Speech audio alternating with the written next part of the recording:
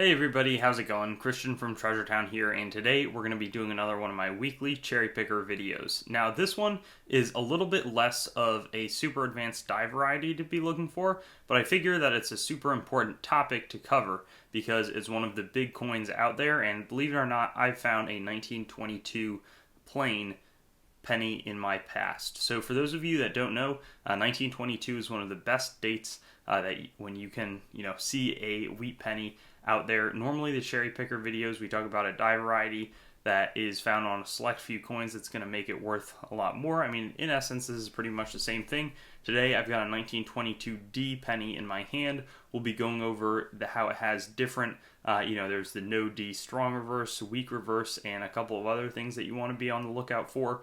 But I'll explain all of this. I'll show you up close what I'm talking about on this coin. Then we'll go to a PowerPoint presentation I prepared with clear photos of just what I'm talking about, as well as the values based on different conditions. So let's get into the video. And like I may have said, the 1922 is always a good coin to find, but you can see a really faint D mint mark right there. But what you're going to want to hope for is that there's no D mint mark, and then we'll flip over to the back to see if we have a strong or a weak reverse. But I'll explain all of that in just a moment in the presentation along with the values.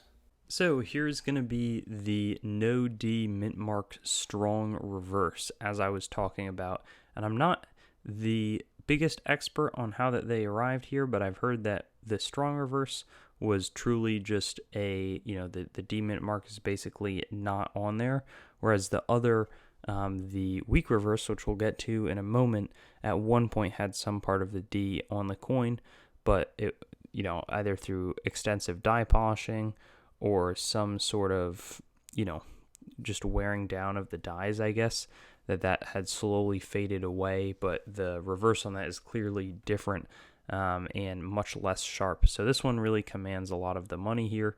In VF20, it's about a $750 coin. AU53, $4,000, and Mint State 63 Red, $60,000. So people, this is a huge demand coin. I mean, 22D is already, $10, $15 in the low conditions. But the weak D, you can see, even this is in a pretty good condition, but the back of the coin is just weak. The wheat ears are not defined.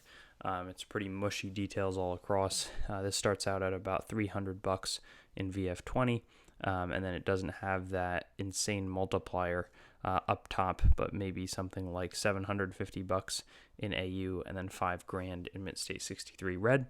But either way, anything 1922, hold on to, but pay careful attention to see how strong of a presence the D mint mark holds on the coin, because these die varieties certainly carry a strong premium. Thanks for watching the video. I'd encourage you to like, comment, and definitely subscribe to the channel and connect with me on Facebook, Instagram, and Twitter. I also have a website, treasuretownYT.com, where you should go so that you can learn more about coins as well as what's happening on the channel and possibly find a place to sell your coins and collectibles. I also want to talk about some of my other projects like coinmeltprice.com, which shows precious metals prices as well as the melt values of coins containing those precious metals, both US and world. I also have coinsmetalscards.com, which will develop into a full marketplace as well as a news source for coins, metals, cards, as the name might suggest. And then treasuretowncoins.com, which long-term will be my coin dealing entity separate from the channel.